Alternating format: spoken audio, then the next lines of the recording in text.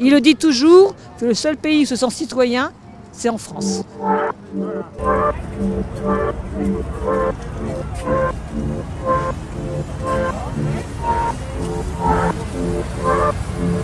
Mais c'est fondamental pour Moumiya. Vis-à-vis de la prison, c'est fondamental que des gens viennent de France ou d'ailleurs voir un prisonnier et que des gens s'intéressent à lui, mais c'est ça ce qui lui permet de vivre. C'est ça ce qui lui permet d'exister. Il retrouve sa dignité, il retrouve son humanité.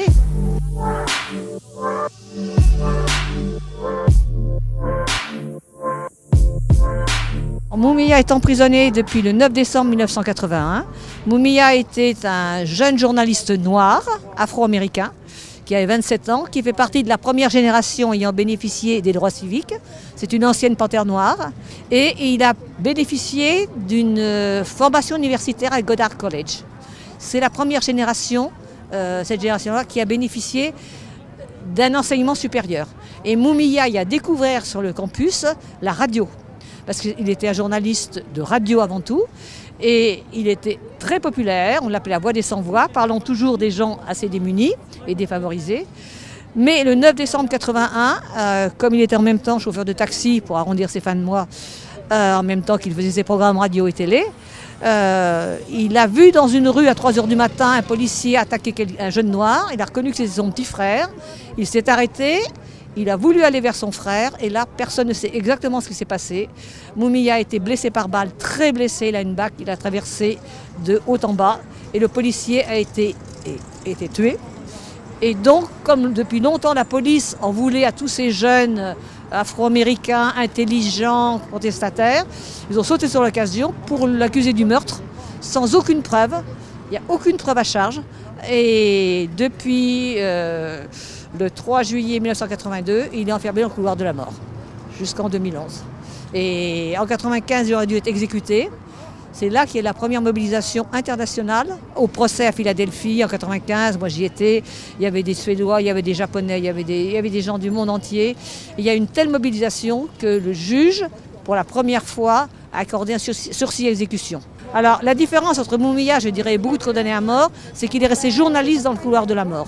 C'est-à-dire qu'il a écrit en direct du couloir de la mort et il a toujours raconté, ou comme ça, ou par téléphone sur Prison Radio Project, enregistrement radio des prisonniers, il a toujours expliqué ce qui se passait dans la prison. Il est toujours resté militant, actif. Il a aidé des gens à monter leur dossier, à sortir du couloir de la mort. C'est quelqu'un qui a un charisme et qui arrive à surmonter toutes les épreuves. Et le fait d'être là ce soir, c'est ce qui lui permet de vivre.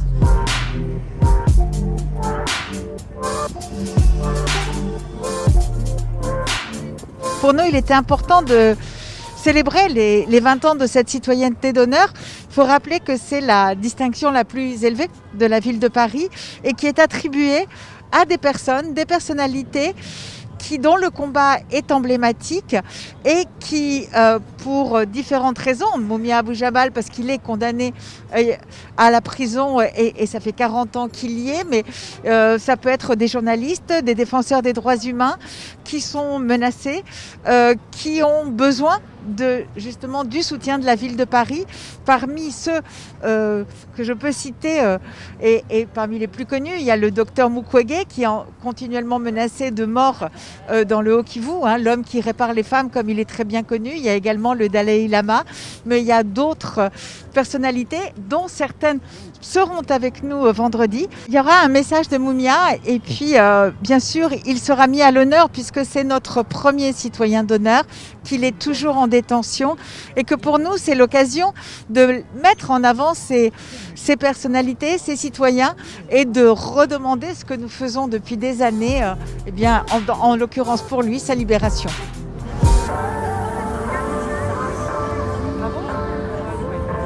On est content qu'à la faveur de ce 20e anniversaire, on puisse reparler de Moumiya, puisque donc comme il est premier citoyen d'honneur, il va pouvoir avoir un moment je crois, de message audio malheureusement parce qu'il ne pourra pas y avoir de vidéo à cause de ses conditions de détention. Il n'est plus condamné à mort, mais en réalité, il est condamné à mort puisqu'on lui refuse de réviser son procès et donc il va mourir dans les geôles. Donc c'est insupportable. Donc je crois que la majorité de Paris doit à nouveau intervenir pour que ce procès soit enfin révisé.